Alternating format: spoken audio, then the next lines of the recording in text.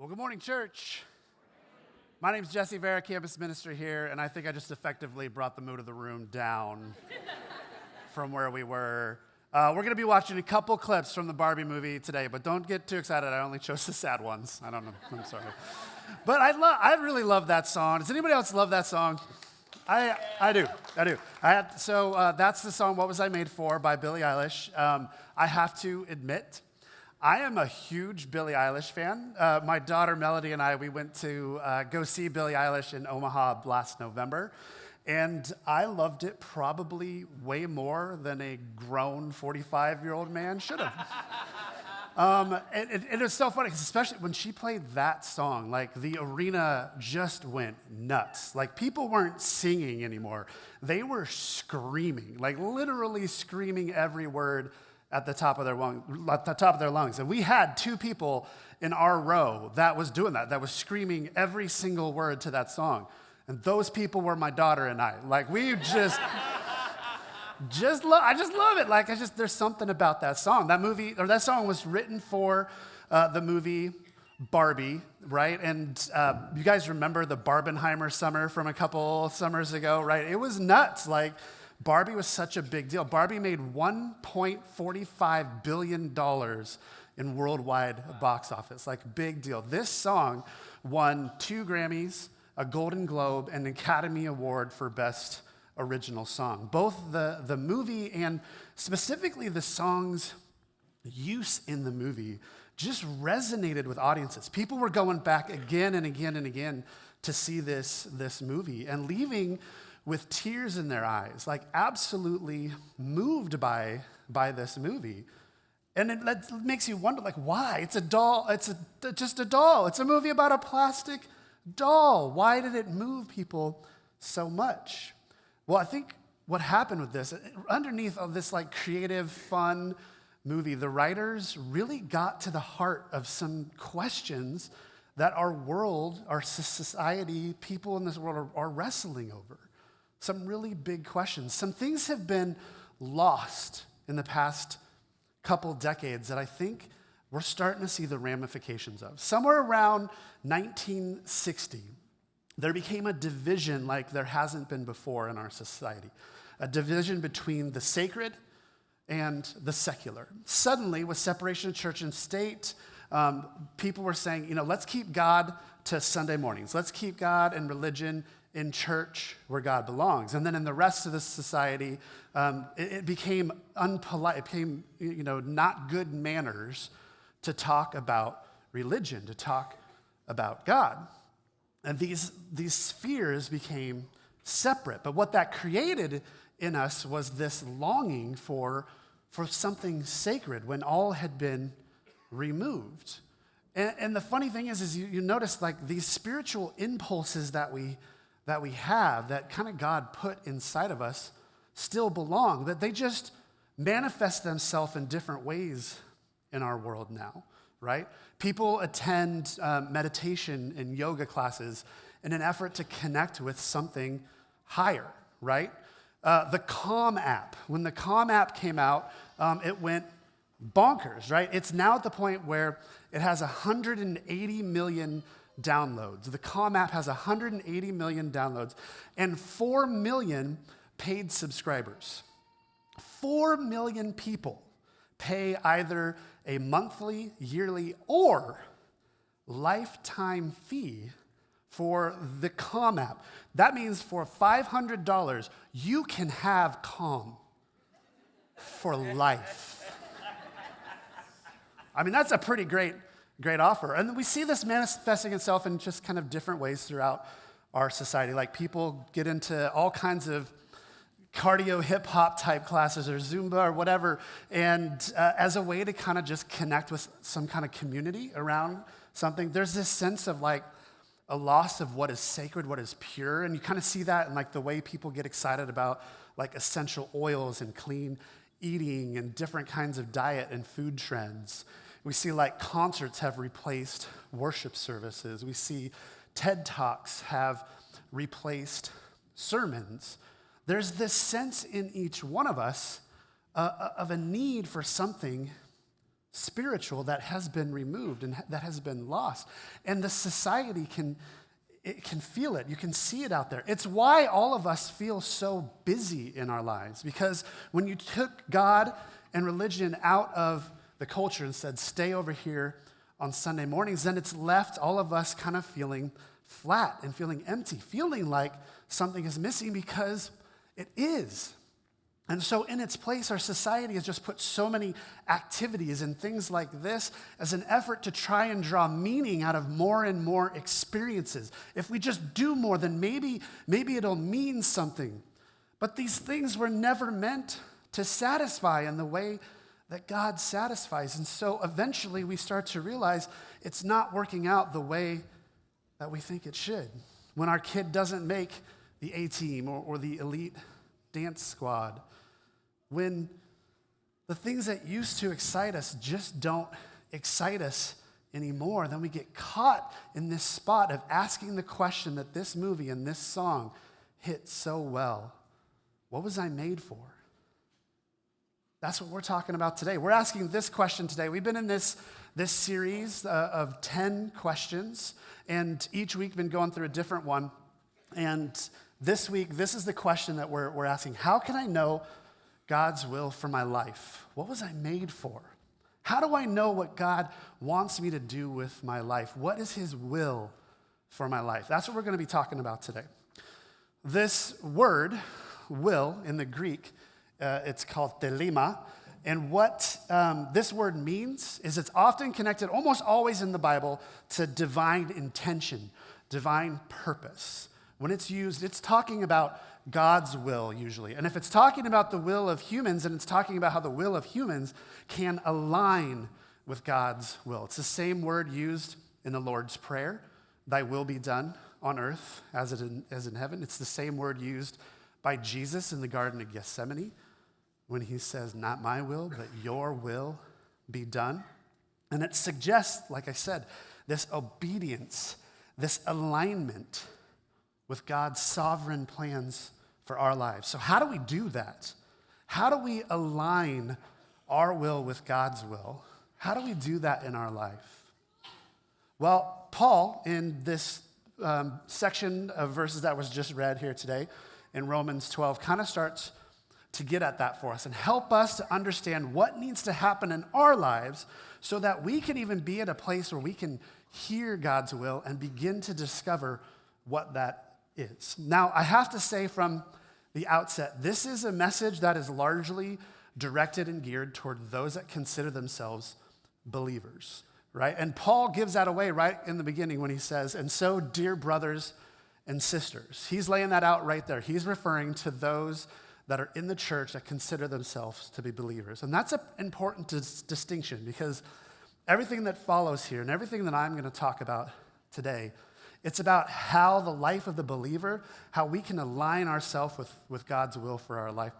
It isn't about salvation. This message is not about salvation. That is God's free gift to us. There's nothing that we need to do or can do to earn that. And I want to make sure that's clear right away. So the message that you're going to hear today is about how to live this Christian life out. And that's what Paul is trying to do here in Romans chapter 12.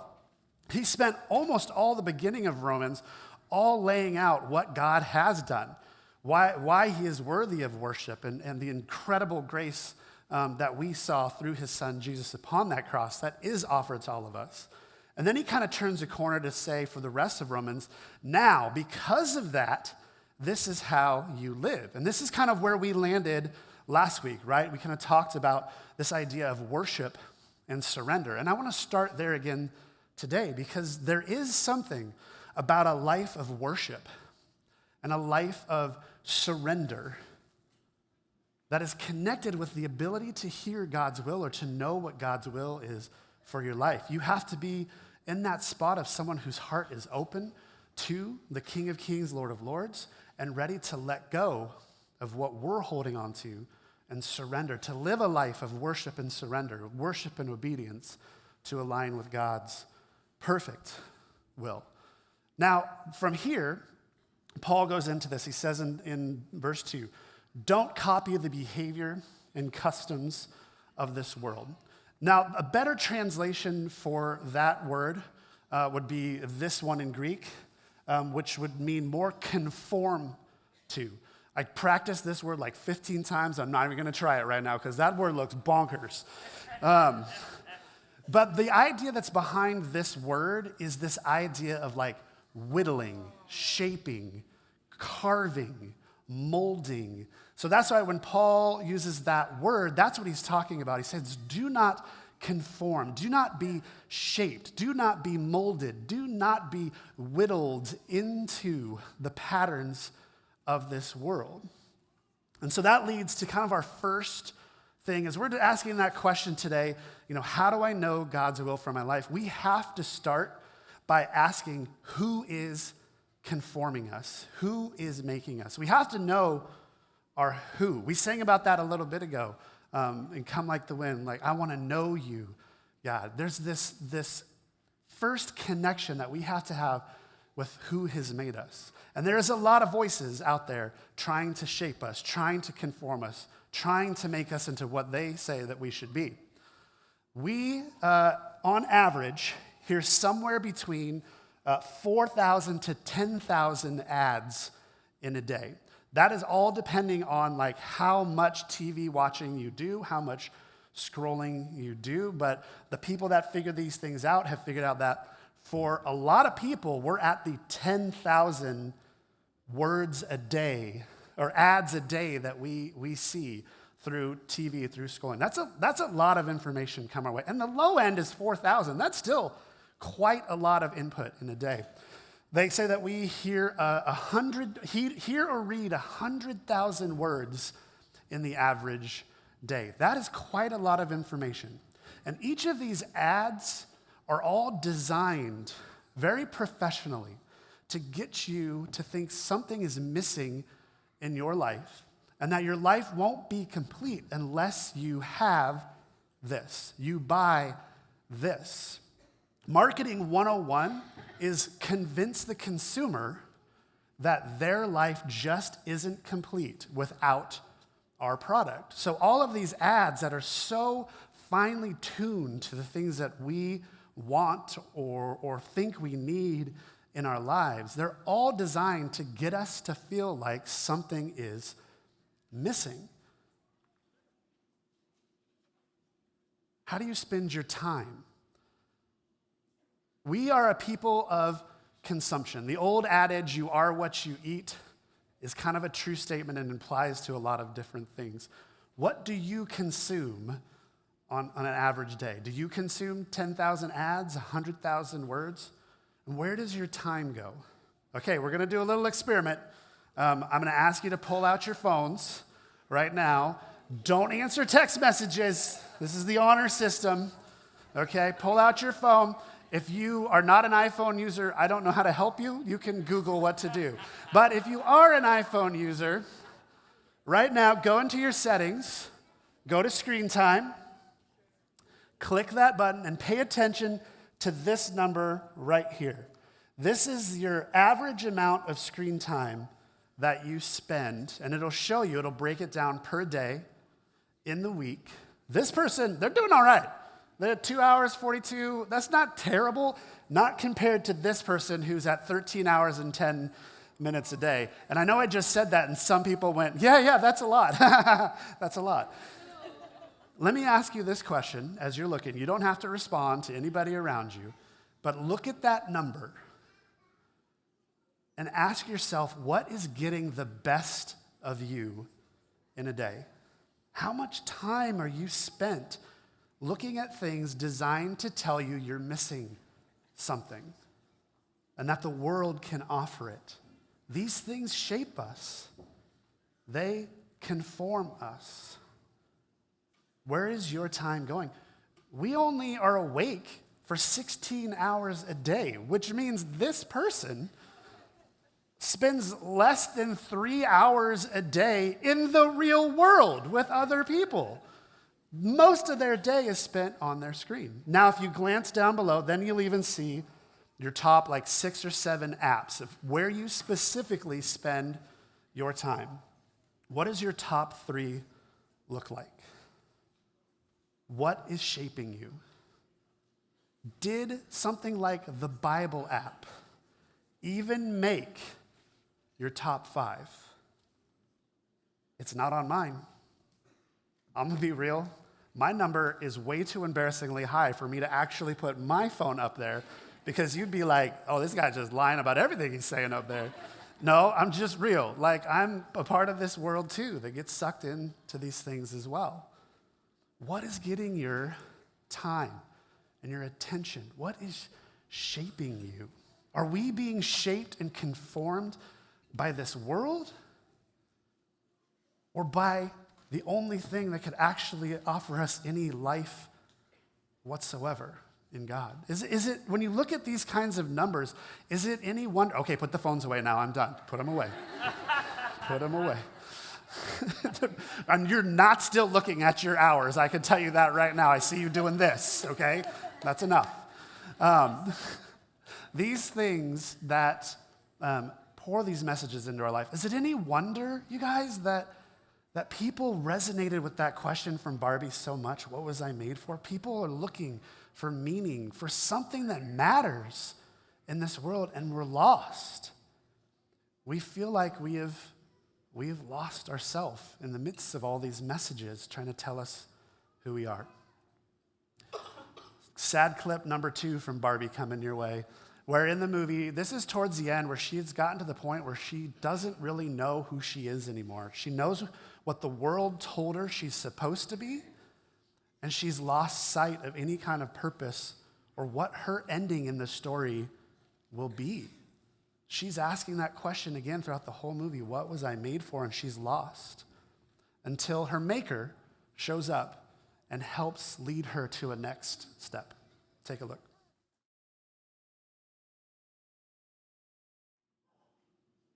Maybe I'm not Barbie anymore. Barbie has lost her sense of purpose and identity. Where are you at in this? What messages have you been listening to? How have they conformed who you are in this world? Are you asking that question, what was I made for, and turning to this world to answer it? Who is shaping you?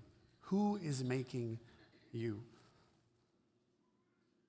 What Paul is trying to help us to see here is that we have to stop listening to the messages of this world. We have to block those out and start paying attention to the messages of the only one who could possibly shape us in any kind of way to find our identity and our purpose.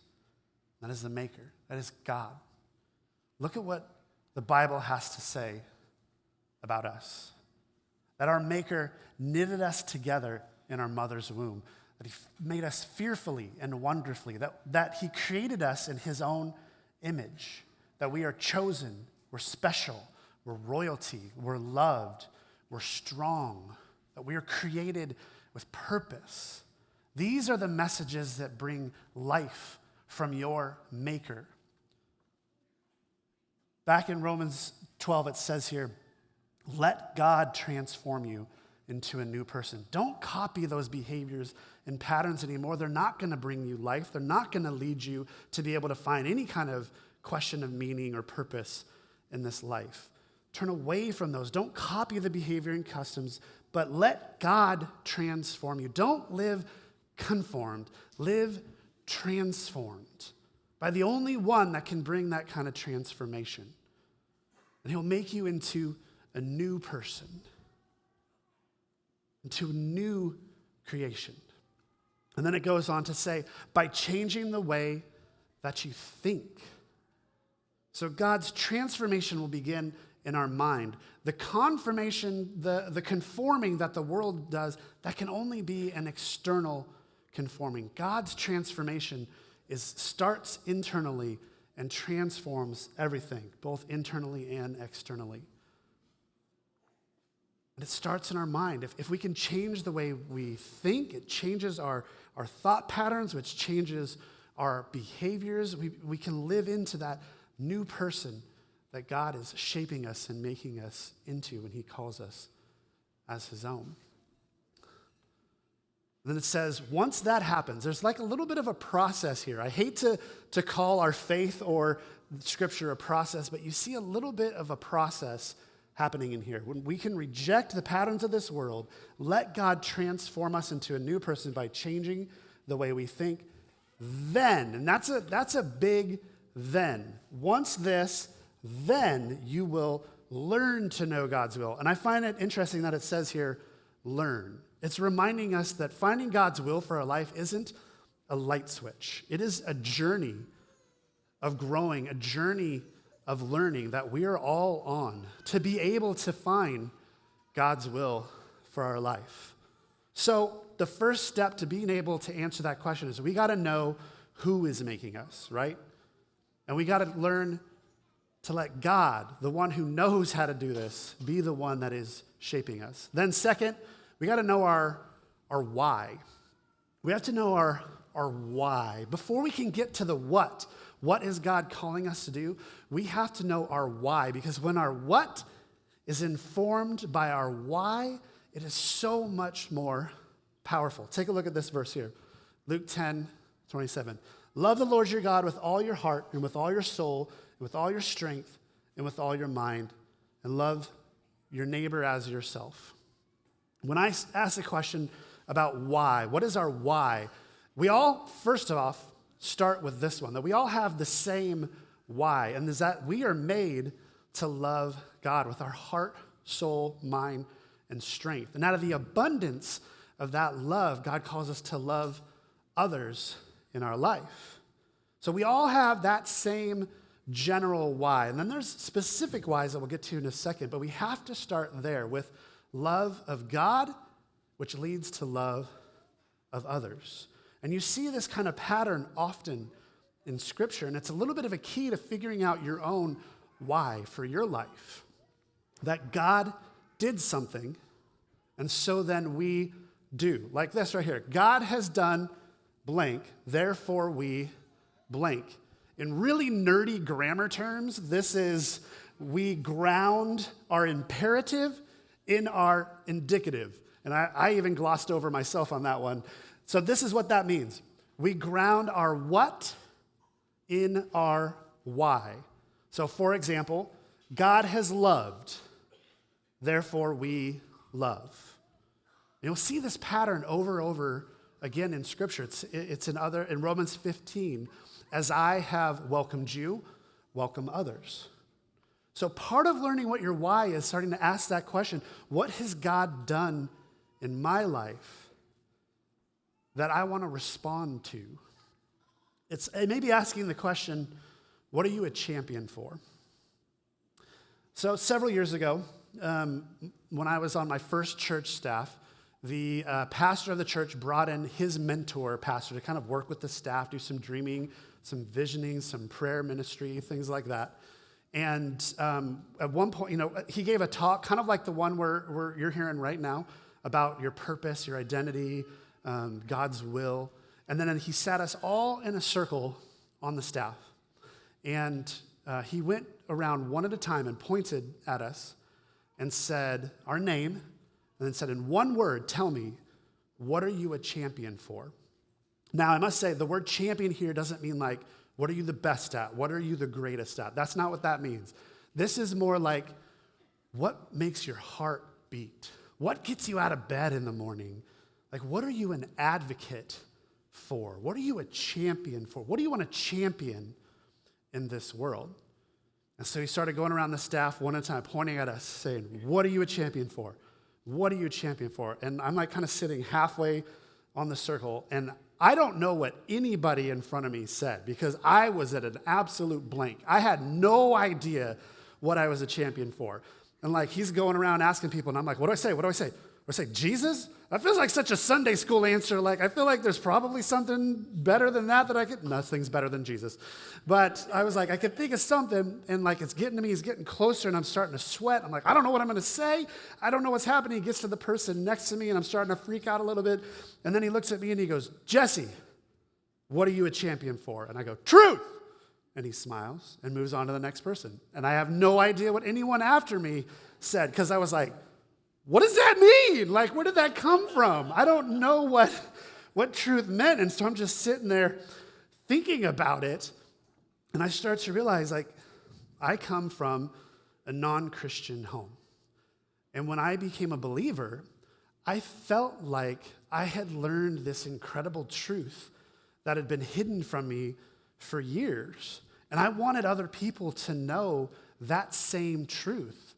And I started realizing as I was sitting in that circle that everything I was doing in my life up to that point was all about communicating the truth of the gospel, the truth of Jesus Christ to people. I became a youth pastor to tell kids about the truth. I became a Christian musician to sing about the truth. Like this concept was in every part of my life. And I realized that, yes, even though I had no idea and it just stumbled out of my mouth, I realized, yes, I am a champion for truth.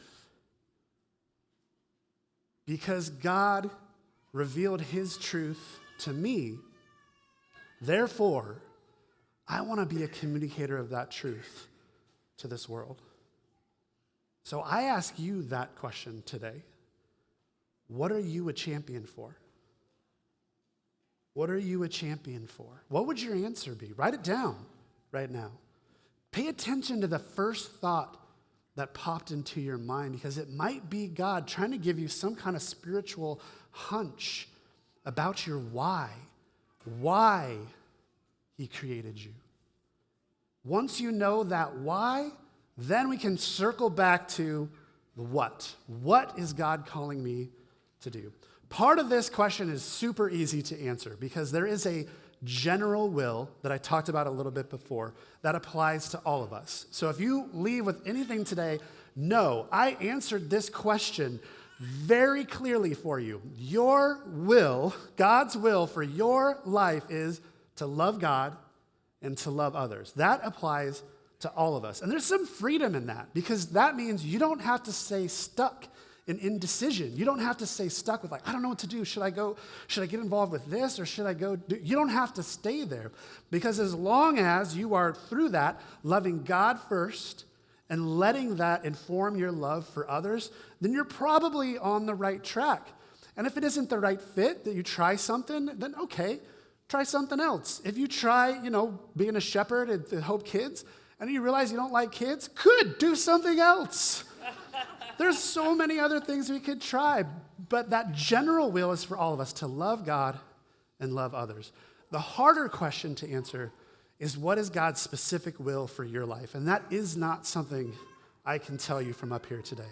But I can give you a little bit of guardrails to help you start to take those steps to answer that question. 80% of what we do in our day, anybody can do. We can all do it. 15%, anybody with training can do. So watching TV, everybody can do that. You don't need any training for that. 15% of what you do, maybe you're a skilled worker, maybe you play guitar, or whatever it is. With some training, 15% of the people can learn that, and that's probably what you spend your day, 15% of people. 5% of what you do in the day, only you can do. You can only be the husband that you are to your wife. That is specific to you. You can only be the mother that you are to your kids. That is specific to you. You cannot pay someone else to work out for you, and you get the benefits of that. I've tried. It doesn't work. You have to do, I tried, Robin, go for a 3-mile run for us. And that doesn't work. She can only do that for her. The happiest people in life are the people that stop trying to live like everybody else and start living out of that 5% that God created you for. Because there is a 5% of the way that God has shaped you to uniquely serve him. And the happiest, most satisfied people filled with joy, are the people that figure out what that 5% is and learn to live that out. If you want a very practical step, you can type this, SHAPE, Spiritual Gift Assessment, into Google, and it'll take you to a quiz that you can take that'll help you start to figure out what are your spiritual gifts, how is your heart made, what are your abilities, what's your personality, what's your experience, that can help kind of give you some suggestions and some ideas of what maybe God is asking you to do. But the best indicator of this might be just turning to the people around you in your life and asking them, what do you think I'm a champion for? What do you see in me? What do I get most excited about? Am I a champion for love? Am I a champion for justice? Am I a champion for inclusion? Am I a champion for hope?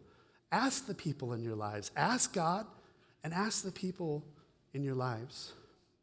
And don't feel like you have to answer this massive question today of what is God's will for my life? What should I go do right now? Because most of us are terrified that he's going to say something that we don't want to do, like leave everything and travel to a foreign country. We're afraid to let things go. Don't get caught up in that. Focus on your why and let it inform your what. And today, maybe take one step by just asking this question right here. What is God maybe inviting you to do? And this, you can write this there as well. Maybe God is inviting me to, and put something down. Again, listen to those spiritual hunches that are happening in you right now. Maybe God is inviting you to begin just praying for people when they ask for prayer. Maybe God is inviting you to get yourself invited over to your neighbor's house for dinner, to start building some conversation with people. Maybe God's inviting you to get to know the people right around this church here. What is God inviting you to do? What is that next step that he's calling you into? And it might be a leap of faith for some, but what's important is your yes. Take a look at this last scene.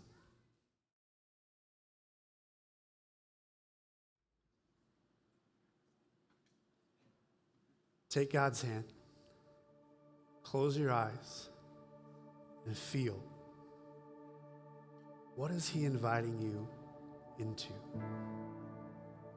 Not in 50 years, today, tomorrow. What is he inviting you into right now that you can say yes to? Take that step.